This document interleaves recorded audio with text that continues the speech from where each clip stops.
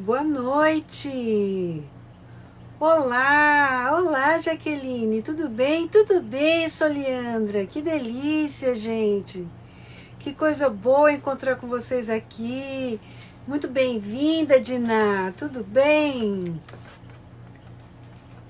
Sejam todas muito bem-vindas. É uma delícia encontrar vocês aqui nessa live, né? Um momento que podemos ficar todos juntos. E ainda vem esses corações maravilhosos, adoro esses corações. Né? Tudo bem, Cleiton? Como é que vai você? Seja muito bem-vindo. Que bom, gente, que bom. Espero que estejam todos bem, com saúde, que é o que é importante, né? E voltando devagarinho às nossas atividades, né? Quem pode, fique em casa, continue em casa, quem puder, né? E hoje vamos falar com um convidado tão especial, né? Que é o Daniel Coelho, né? Nosso deputado federal. E vamos falar sobre um assunto tão pertinente, né? Que é a nossa cidade, gente. Precisamos saber um pouco mais dos cuidados da nossa cidade, né? Tudo bem, Simone, bem-vinda. Todos sejam muito bem-vindos. Olha, eu vou conversando com o Daniel e à medida que vocês quiserem fazendo perguntas, vocês vão colocando nos comentários e se for possível eu vou colocando uma ou outra, tá bom? Para que vocês também possam participar. Seja bem-vindo, Augusto, tudo bem? Que bom, gente, que bom estar aqui com vocês. Muito gostoso fazer essas lives, muito gostoso. Engraçado, né, que diferente da TV, a gente está acostumado a fazer a televisão, e aí a gente faz, mas não tem esse feedback, né, que tem aqui. Aqui a gente tem essa interação imediata com o público e é muito mais gostoso do que fazer na TV. Mesmo que você tenha uma plateia na TV, você faz com a pequena plateia. Aqui a gente tem a audiência total, pelo menos a imediata, né? Loreto, minha querida, que coisa boa ter você aqui. Seja muito bem-vinda, que saudade de você.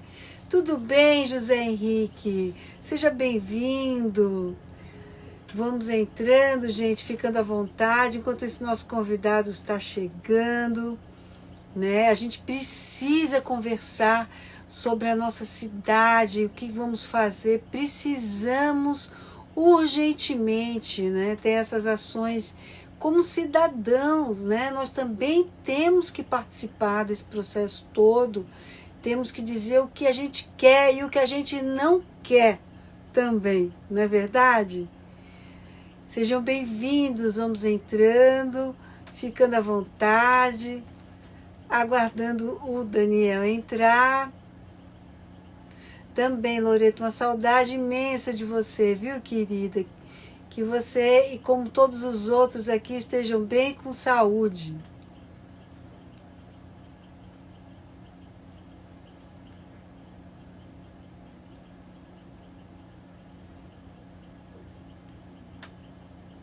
Aguardando mais um pouquinho, o Daniel deve estar chegando.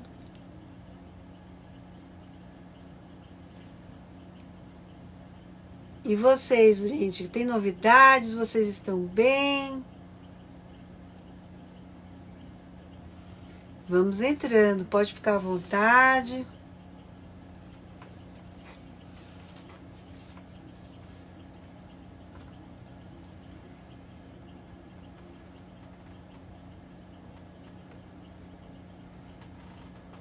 Dá um tempo para as pessoas irem entrando.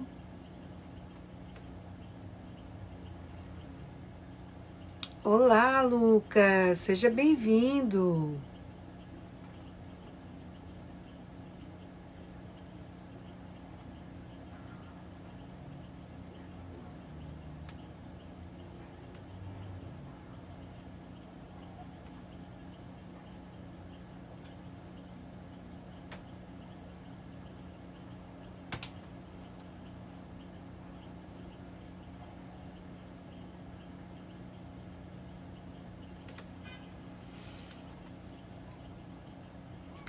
Ai, gratidão, gente. Adoro receber esses corações. Isso faz um bem danado, né, gente? Sinta-se também da mesma forma, viu? Tudo em paz, Lucas. E você? Você tá bem também? Graças a Deus. Aguardando o Daniel entrar. Nosso convidado tá chegando.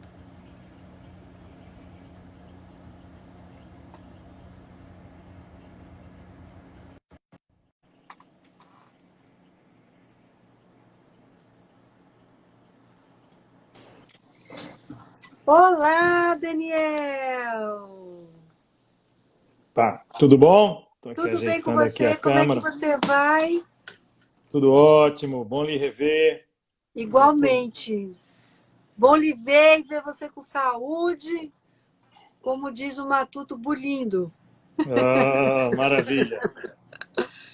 Então, olha, é um prazer. Primeiro eu quero agradecer de você ter aceito o meu convite, né, para a gente falar de um assunto tão urgente, que é falar sobre a nossa cidade, falar sobre Recife, o que o Recife precisa e também o que Recife não precisa, né?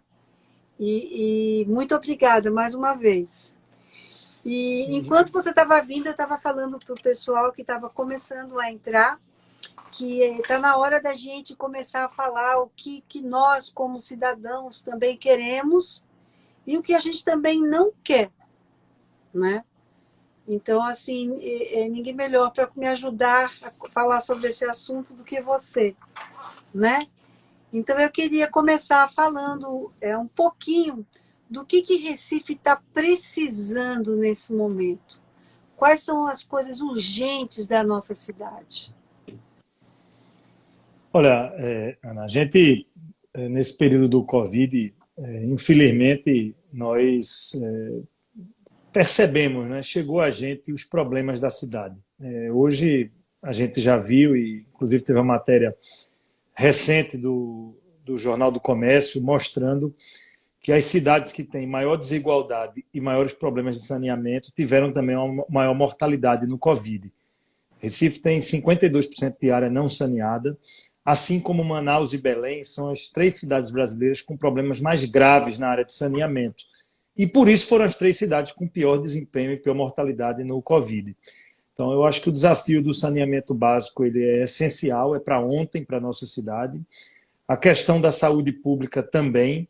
Então, ficou evidente para talvez quem não viva o dia a dia da saúde pública do Recife, de que a gente tem uma deficiência imensa agora no Covid, mas esse é um problema histórico, fazem mais de 20 anos que a gente alerta, discute, né, de que a prefeitura ela tem feito um hospital bonito para botar na televisão e deixa uma rede sucateada, aí depois vai estragando o antigo, faz um novo, bota na televisão. Então, a cada campanha, a gente tem uma unidade nova, mas não tem a melhoria da qualidade do serviço. Então, eu diria que saneamento e saúde são as duas coisas mais gritantes. Mas, claro, Sim, assim, desafios sobre trânsito, educação, claro. segurança, vai Mas sempre estar olha, deixa, presente. deixa a Mas eu gente falar dizia um que esses pouquinho dois são os maiores desafios. são os maiores. Deixa eu falar um pouquinho, porque assim, esse número que você falou me impressionou, tá? Porque assim, eu sabia que a gente tinha um problema grave de saneamento.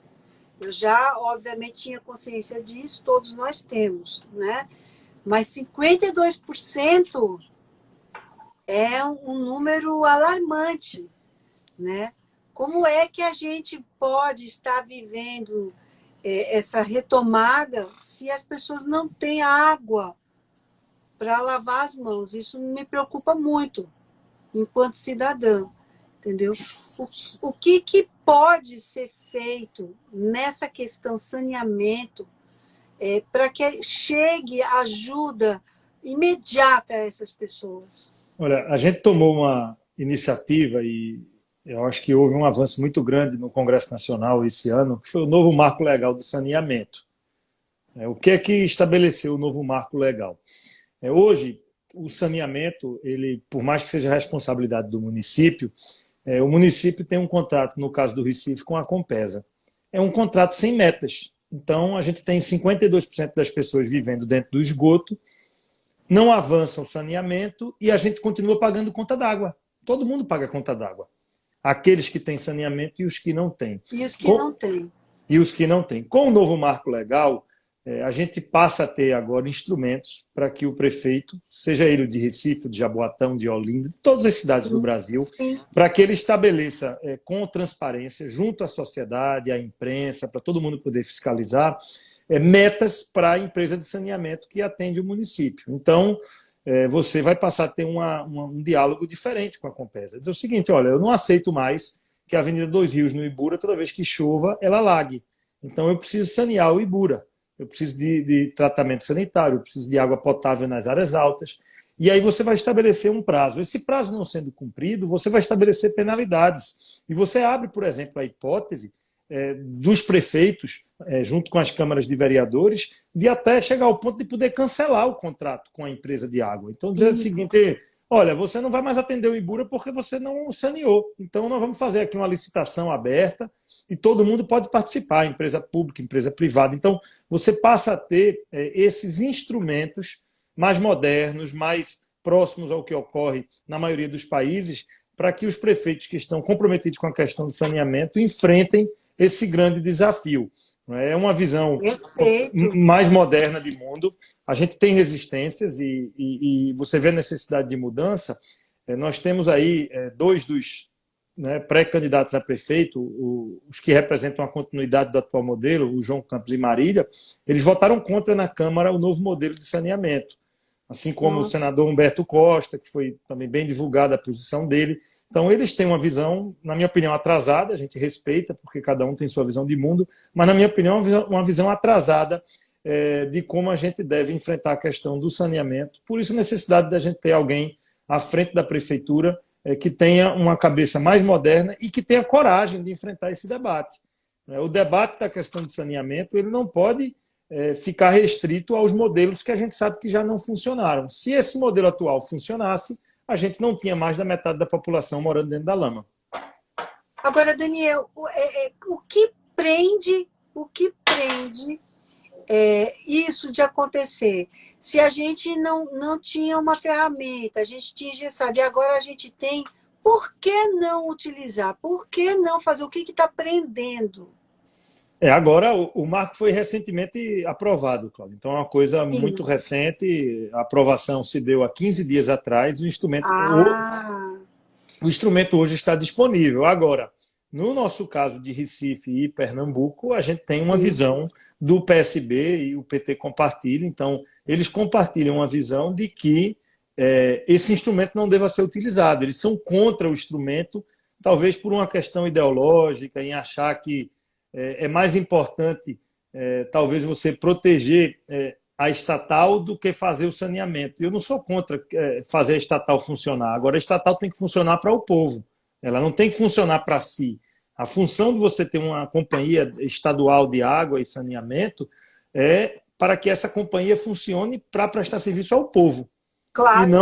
E não para que ela exista para si própria, para seus próprios meios e para sua subsistência. Então, acho que essa é a visão que está equivocada.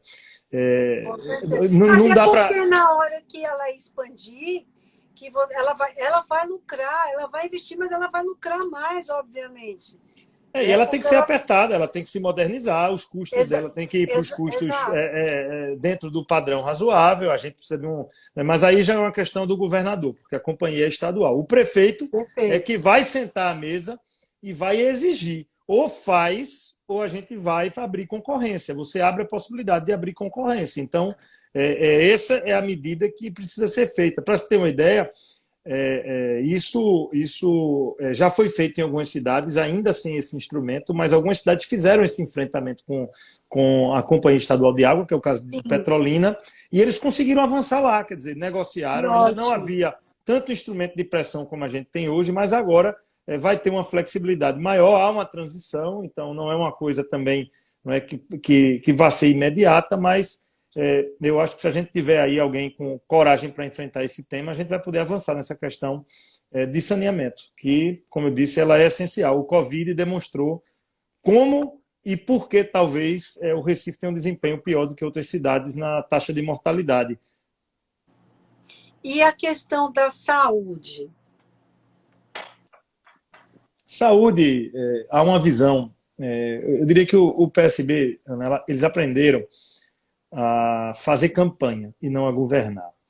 A cada 2 anos, 4 anos, eles terminam apresentando um hospital novo, colocam aquilo na televisão, aquilo passa a impressão de quem não frequenta a rede de saúde pública de que o sistema é bonito. Então, por exemplo, colocou o Hospital da Mulher. Eu não sou contra o Hospital da Mulher, é legal que tem um Hospital da Mulher. Mas eu não posso ter um Hospital da Mulher e ter os postos de saúde no bairro que fazem a atenção básica sem equipamentos, sem profissionais, colocando o auxiliar de enfermagem, enfermeiro, dentista, fisioterapeuta, o médico, para trabalhar sem os EPIs adequados. Então, o que eles fizeram? Fizeram unidades bonitas para botar na TV, mas não olharam a rede como um todo. O grande desafio é olhar a rede. A gente não está no momento onde a gente deva discutir a abertura de novas unidades de saúde. A gente está no momento onde a gente precisa mergulhar nos postos que estão localizados, e a gente tem postos de saúde hoje já em praticamente todas as regiões da cidade do Recife. Agora, esses postos precisam funcionar. É investir no custeio. Equipamentos, equipamentos de proteção, medicamentos, quantidade de pessoal adequada, porque eu não posso exigir que um dentista atenda 50 pessoas quando ele tem, num horário, capacidade de atender 20. Então, a gente equipar esses postos e melhorar a qualidade de atendimento junto à população. A atenção básica ela é extremamente importante. Você começa sempre o caminho da atenção de saúde e a prevenção no posto do bairro. Os grandes hospitais fazem as cirurgias mais graves, mas muitas delas poderiam ser evitadas se você consegue atender corretamente na atenção básica. Então, eu diria que esse é o desafio, esse é o modelo que dá certo, onde a gente vê compromisso nesse sentido, né? E o Recife ficou muito preso nessa história. Então, faz uma unidade de hospital bonita, faz outra. Nós temos 3, 4 hospitais novos na região metropolitana e uma rede, o restante da rede completamente abandonada, sem recursos, sem custeio. A gente precisa dar uma parada nessa história da construção, porque construir é mais barato do que manter. Na área de saúde, o prédio é o mais barato. Né? O que custa mais é você comprar medicamento, é você pagar uma folha que é pesada, porque a gente está falando de profissionais de saúde, né? Então eles têm uma remuneração, dependendo da profissão, né? Tem uma remuneração estabelecida. Então, o custo é muito alto para você fazer a manutenção. Faltam profissionais. Você acha que teria que quais seriam as primeiras medidas que você tomaria nessa área de saúde? Não, faltam profissionais, a gente tem gargalo em algumas categorias, então você precisa, logicamente, fazer esse levantamento. Faltam equipamentos, falta condição de trabalho. Eu acho que a gente precisa também fazer uma discussão sobre o modelo de atendimento, mas eu não posso fazer isso antes de dar a condição adequada. Então é o seguinte, se eu preciso de 30 profissionais no posto de saúde e eu tenho 15, eu não posso ir para ali para cobrar aqueles 15 e fazerem milagre. O que a gente precisa é, primeiro, dar a condição adequada e depois fazer um modelo de saúde humanizado, onde as pessoas possam ali ser acolhidas, tratadas com carinho, com respeito, onde a gente tenha um instrumento de controle do usuário, onde o usuário possa dar retorno, fazer a cobrança de onde não está funcionando corretamente. Então, o primeiro passo é dar a condição adequada. O segundo passo é fazer o controle social através do usuário. Dando a condição adequada, a gente fazer com que os usuários daquele posto possam fazer a cobrança, dar nota ao atendimento. Então, a gente passar a regular e estimular. Ter uma interação, né?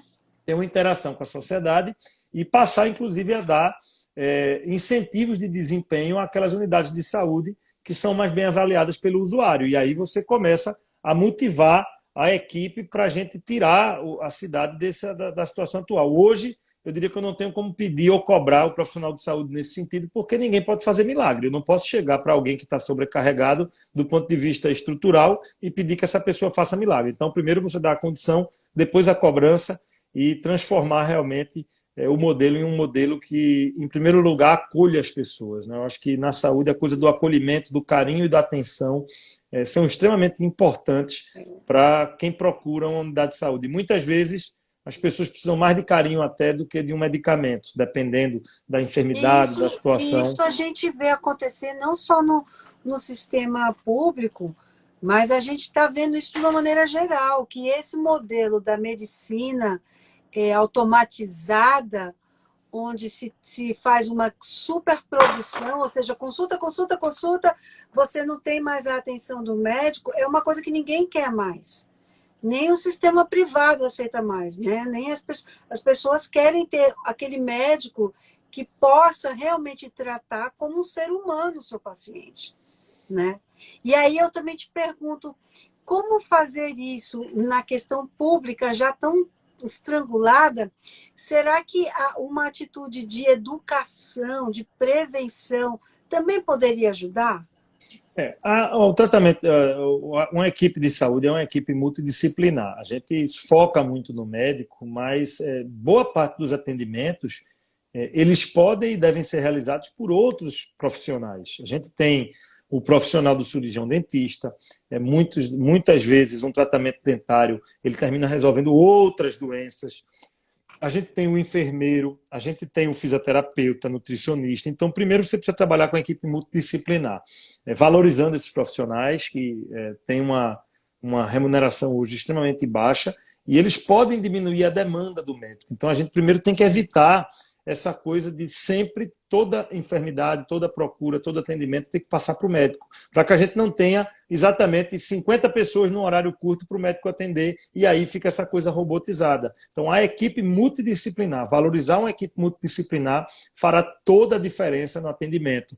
Então, esses profissionais, o enfermeiro, o dentista, fisioterapeuta, nutricionista, eles farão a diferença e fazem a diferença. Assistente social, né? Assistência social também, o agente de saúde, né, que frequenta a casa das pessoas também. Então, esse conjunto que faz um bom atendimento de saúde que pode humanizar o atendimento. Então, a gente tem que olhar de forma multidisciplinar a saúde, de forma ampla, com todos os profissionais, para a gente conseguir evitar que boa parte dos atendimentos eles podem ser evitados, você chegar no hospital do grande porte ou às vezes até no médico, dependendo da estrutura adequada que você fornece ao posto de atendimento. A gente notou agora em tempos de Covid, né, que quando se quis evitar a aglomeração nos hospitais e se fazer um pré-atendimento, dividindo esses atendimentos, né? O que é realmente Covid, o que não é, se conseguiu fazer isso. Então, se conseguiu num período tão crítico como esse, com planejamento, é totalmente possível, não é isso, Daniel? Totalmente possível. A gente tem um problema grave de gestão na saúde pública brasileira.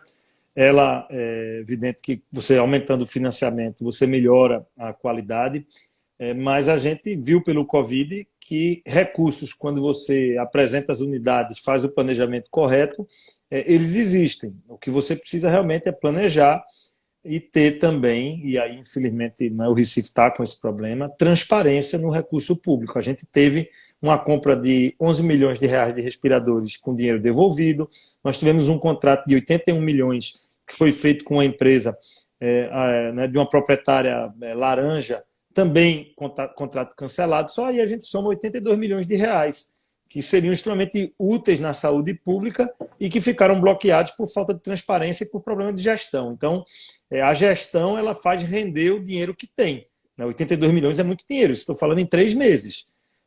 Então, a gente precisa também de uma gestão mais eficiente, com mais transparência, né, para que as pessoas acompanhem. Não há problema em você fazer, como foi o caso, por exemplo, desse contrato, você Sim. ter a parceria entre a estrutura pública e o contrato com instituições da iniciativa privada para cumprir lacunas que você não consegue cumprir rapidamente. Agora, isso tem que ser feito com transparência. Eu não posso fazer com uma empresa pé de escada, sem que as pessoas estejam sabendo. A gente precisa chamar o Ministério Público para ser parceiro, né, para que ele acompanhe. Ele tem o papel fiscalizador, mas por que ele precisa fiscalizar depois? Por que ele não acompanha a contratação? Por que a gente não chama os órgãos de controle para estarem junto conosco? Eu tentei observar o que ocorreu no Brasil inteiro. Sim. E a gente vê, por exemplo, no Rio Grande do Sul, o governador ele fez um sistema nesse período do Covid de compras rápidas pela internet com uma transparência incrível. Qualquer cidadão, eu ou você, se a gente entrar na internet, a gente vai lá e olha se ele está comprando uma gaze, uma máscara, álcool em gel. Cada um pode dar um lance no produto, pode ser criticado uma compra. Quer dizer, é quase como uma rede social o site deles de compra. Então, uma coisa Que muito aberta, bacana isso, que transparente, bacana. porque nesse período a gente sabe que muitos se aproveitaram. Então, E o é uma álcool em gel, tristeza, o é uma álcool em gel que tristeza. custava um preço passou a custar outro. Como você se proteger disso? Com a transparência.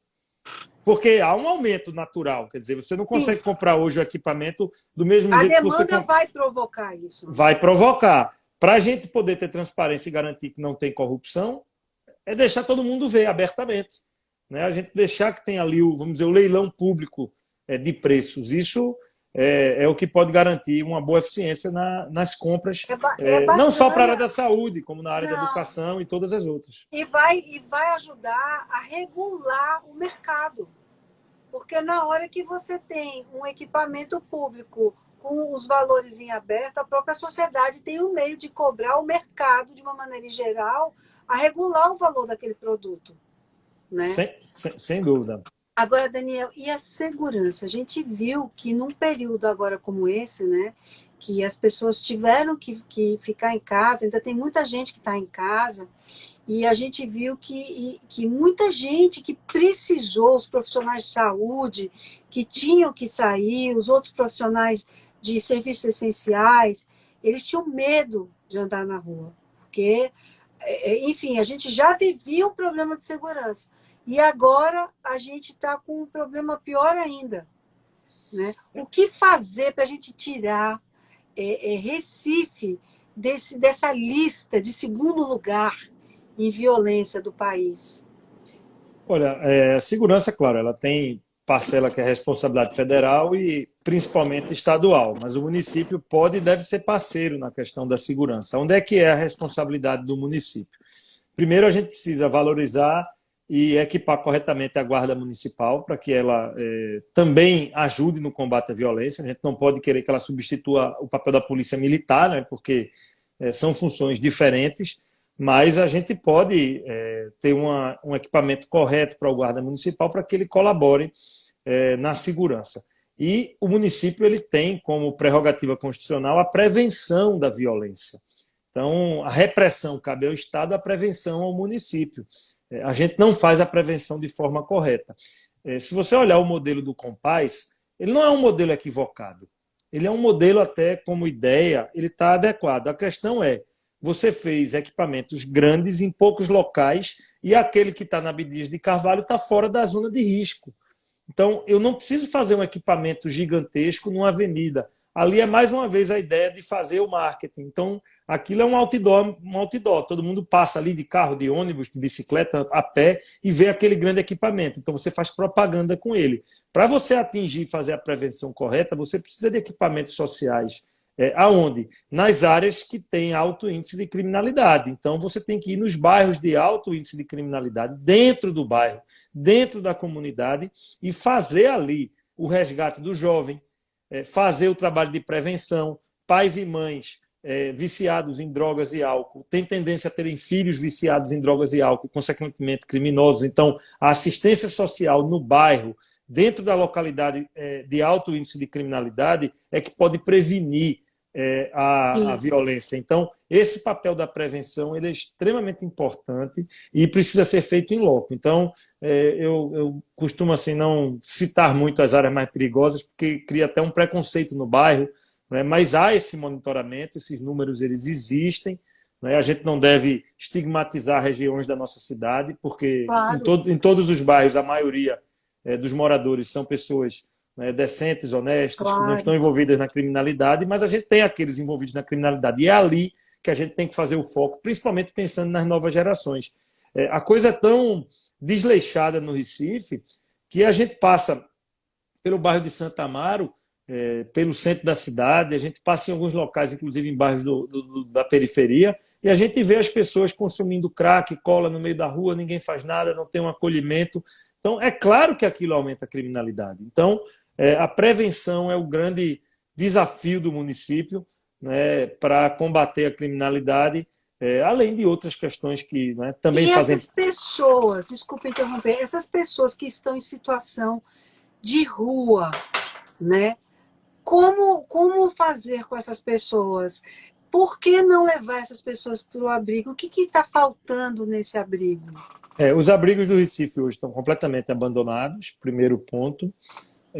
Então, esse é a primeira questão. E depois a gente não tem uma política hoje de valorização da assistência social como política pública na cidade. Você não tem, quer dizer, a gente não faz abordagem em canto nenhum.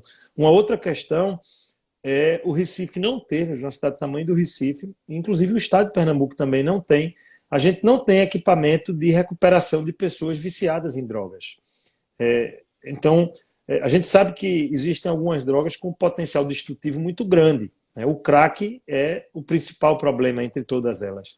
Você não cura uma pessoa que está com vício grave de crack simplesmente com um psicólogo e dando um remedinho. Você precisa de um tratamento mais aprofundado e, na maioria dos casos, da internação. A gente não tem um equipamento municipal numa cidade do tamanho do Recife, de 1.600.000 habitantes. Então, boa parte da população de rua ela está misturada com o vício das drogas. E a gente precisa ter parcerias, não só o município ter equipamento, mas parceria também com as comunidades terapêuticas, com as clínicas existentes atualmente, para fazer o tratamento das pessoas que estão nessa situação da adição de drogas.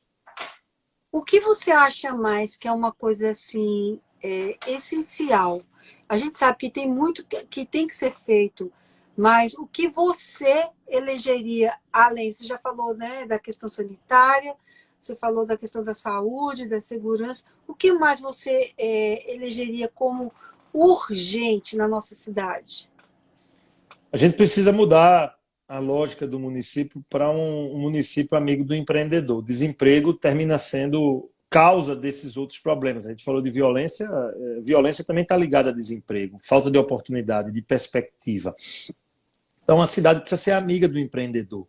Hoje o Recife é uma cidade hostil a quem empreende. O município trata mal o empreendedor. Não é? A posição do governo municipal é daquela de tratar o empreendedor como um inimigo, como se ele fosse um malvado, quando, na verdade, 70% dos empregos gerados na cidade do Recife são gerados pelo pequeno e microempreendedor. Você veja hoje, eu não quero entrar no mérito aqui, mas hoje teve uma manifestação dos donos de restaurantes da cidade. O restaurante emprega muita gente. O que é que a prefeitura fez? Prendeu as pessoas que estavam na manifestação, porque eles estão lá pedindo socorro, dizendo, olha, a gente vai demitir, a gente não tem mais o que fazer. Então, você não precisa concordar com o que eles estavam pedindo, mas você precisa atender, tratar com respeito, escutar, ouvi-los, arrumar solução em conjunto.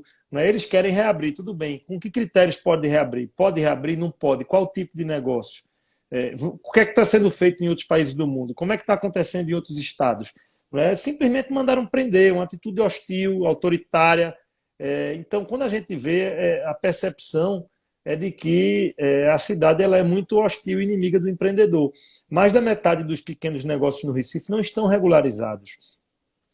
A prefeitura, quando chega sempre com aquela coisa de multar, fechar e nunca de resolver. Por que o município não faz a abordagem em dizer, olha, Cláudio, tu tem teu pequeno negócio aqui, teu salão de beleza, ele não está com todas as licenças. A prefeitura está contigo para a gente ir lá no bombeiro tirar licença, para a gente poder... a gente tem que criar um grande problema de regularização dos pequenos negócios. Outra coisa, negócios de pequeno impacto, eles precisam precisa ser dada a licença de funcionamento provisória pela internet. Não tem mais sentido eu exigir que as pessoas vão levar documentos, carimbo de cartório, digitaliza. É muito burocrático. Né? É muito burocrático, essa coisa precisa ser ágil, eficiente, para a gente poder recuperar a empregabilidade. Então, esse também seria um grande desafio, né? A questão do desemprego. E para resolver o desemprego, é incentivo total ao pequeno e microempreendedor. Não tem outro caminho. Não é o Estado que vai resolver e empregar 1 milhão de recifenses. Mas podia ter uma ação conjunta, por exemplo, com o Sebrae.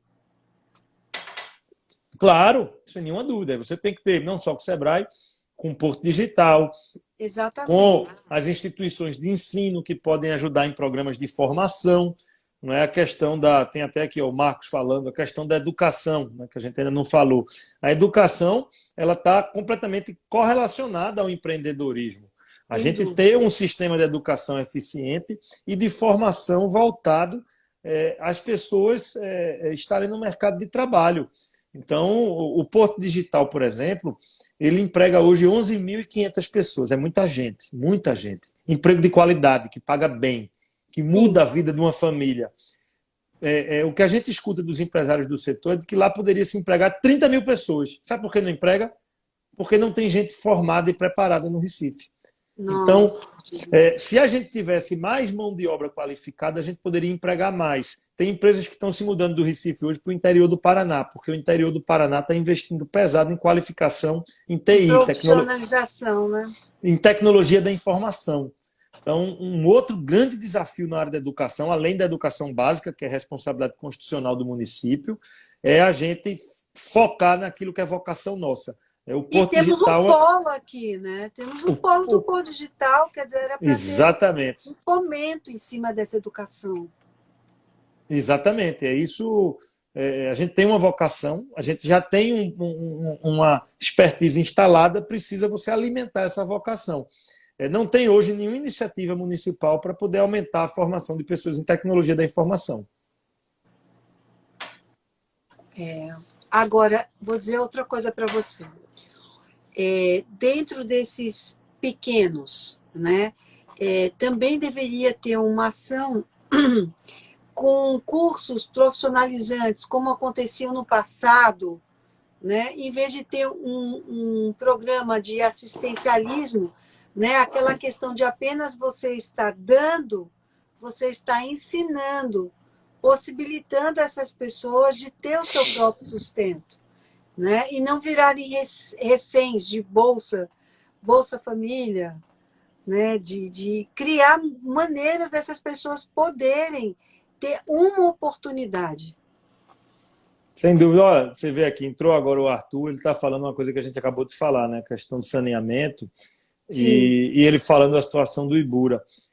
O Ibura, a Avenida Dois Rios, Ana, ela é uma das avenidas mais importantes para aquela região da cidade, né? O bairro do Ibura, junto com o Jordão, ele tem mais de 250 mil moradores. A gente está falando de uma... Se fosse uma cidade, seria uma das maiores de Pernambuco.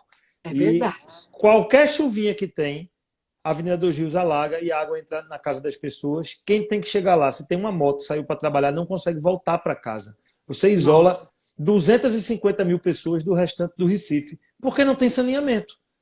Quer dizer, veja a perda de qualidade de vida, o que atrapalha para o comércio, porque é uma rua forte de comércio, como ela agrega também a região toda desses dois bairros, né, de toda a região do Ibura ali e do Jordão. Então, veja que o que ele coloca aqui, né, como foi o nome dele, foi Arthur, né, confirma o que a gente vinha dizendo, confirma o que a gente vinha dizendo, né, a importância da questão do saneamento, e especificamente nesses bairros assim que são bem populosos, e eu diria que o Ibura é uma das regiões mais esquecidas do Recife, pensando no tamanho da população que mora naquela região. Ô Daniel, aquele modelo que se falou num passado que deveria ter sido utilizado até hoje, né? Mas, enfim, que você teria representantes, um conselho de cidadãos, de líderes, de comunidades, para que ajudassem na solução dos problemas do município. Isso você acha que é uma prática possível? Eu hoje acredito... O comprometimento do cidadão na participação efetiva, sabe, de uma liderança, de uma gestão da sua cidade. Eu acho que hoje, com os instrumentos digitais, a gente tem todas as condições de fazer consultas e controle de tudo que ocorre na cidade através dos meios digitais. Você vê que o auxílio emergencial, que foi, né, pago para população brasileira mais carente recentemente, foi todo o cadastramento feito pela internet, pelo celular. Por que não você está fazendo semanalmente, diariamente, consultas à população sobre a qualidade dos serviços, sobre a prioridade de cada localidade? A gente hoje tem a condição de se comunicar diretamente com todo mundo. Claro que vamos dizer, os líderes formais, né, os vereadores, os líderes de associação, eles têm o seu papel. Mas, além deles, hoje a gente pode se comunicar direto com o povo.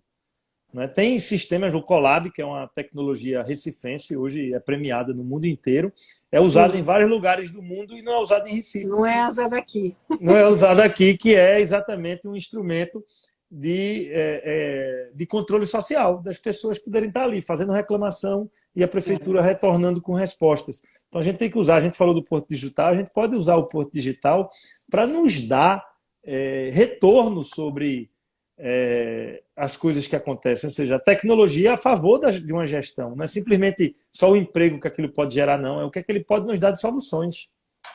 Outra coisa que me impressiona é a quantidade de ruas que ainda não foram asfaltadas, né? Você tem ruas que, além de inundar, elas não existem, mas na prefeitura elas estão constando como se fossem asfaltadas. As pessoas estão pagando o IPTU e as ruas não existem. Na zona sul do Recife isso é bem mais presente, né? Se você pegar bairros como Imbiribeira, Ibura, mais uma vez, a região, infelizmente, é muito esquecida. A gente tem algumas situações como essa também na zona oeste da cidade, né? A zona norte a gente tem mais problema de saneamento, mas não tem tanto problema, não é que não existam, né? Quando você sobe ali por Nova Descoberta, também tem algumas regiões onde a gente tem ruas não calçadas, mas é um pouco mais pavimentada do que a zona sul da cidade. Então é um problema que se acumula. Eu diria, em Imbiribeira é muito grave. Você pegar em Imbiribeira de uma ponta a outra, é um bairro que tem várias ruas não asfaltadas. Mais uma vez, se mistura com questão de saneamento, né? Pavimentação e saneamento são Também. obras que funcionam em conjunto e problemas que vão se acumulando. Essa gestão atual fez muito pouco. A gente tem vários becos que fazem diferença imensa, escadarias que precisam ser realizadas, obras. Então, esses detalhes, a gente precisa de alguém que conheça a cidade, né, que tenha essa visão de cada localidade. Me preocupa Sim. muito a gente está vindo agora com candidaturas virtuais de pessoas que nunca andaram no Recife, vêm com uma grande estrutura de poder, se elegem. É o caso do atual prefeito, né? Ele não conhecia nada da cidade, foi eleito na época pelo prestígio de Eduardo Campos, pela máquina, pela estrutura. Depois de eleito, você não tem mais o contato, porque você está naquele ambiente com tantas tarefas. Então, assim, é muito importante a experiência que eu tive como vereador 2 vezes do Recife, Uma para poder estrada, né? andar, para poder conhecer, para poder estar presente. Então, eu diria que hoje, assim, eu conheço cada cantinho dessa cidade e se for detalhar aqui os problemas, a gente sabe dizer onde estão cada um, né? Falta realmente a oportunidade para a gente colocar as soluções. Daniel, tem outra coisa que se falou muito e acabou que isso não andou. Aquele terreno lá do antigo Aeroclube, que todo mundo queria que tivesse um parque ali para Boa Viagem, né, para o Pina. Se falou tanto, inclusive teve uma arquiteta, né, que fez o projeto, que foi a Keila Porto, ela doou o projeto, ela fez o projeto para a cidade, junto com o Montezuma, Roberto Montezuma. Enfim, e isso não andou, isso não houve interesse de fazer um parque, uma área verde para Boa Viagem.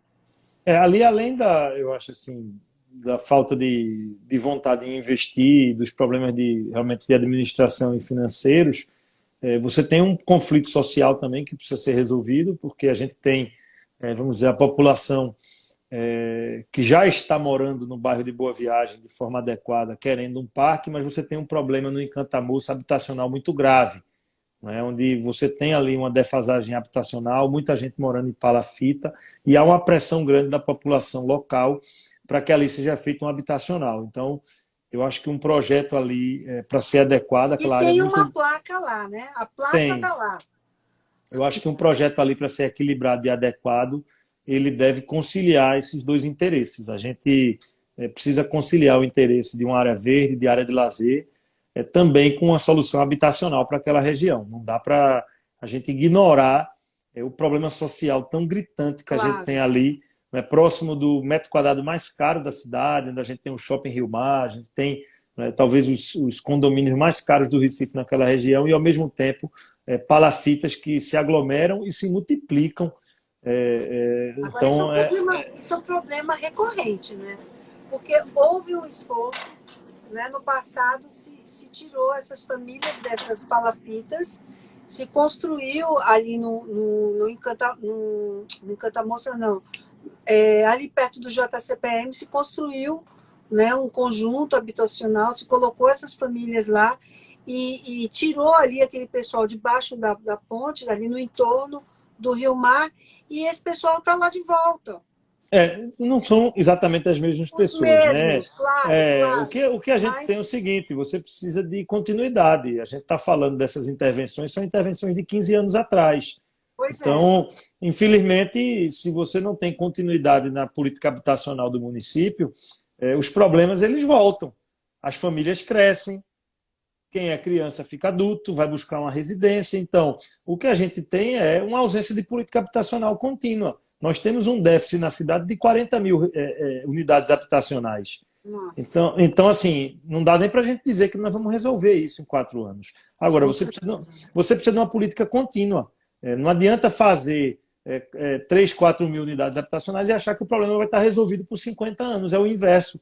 Você vai precisar passar 50 anos construindo para talvez a gente chegar a uma cidade mais equilibrada e também o controle, tá? Porque é o seguinte, à medida que você tem uma política habitacional correta, você precisa ter também o controle do espaço urbano. O que é que eu quero dizer com isso? Você não pode deixar que a ocupação irregular ela se consolide. Então, se houver uma ocupação irregular, ela tem que ser retirada na hora. Porque depois de 5 anos, você não consegue mais retirar. Então, há necessidade da gente fazer esse controle urbano para que você não tenha uma ocupação irregular consolidada. Aí depois você não pode tirar mais.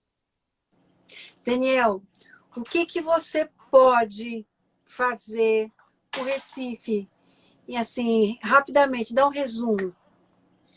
Dá um resumo para a gente poder concluir, né? Tá já chegando aí 50 minutos da live.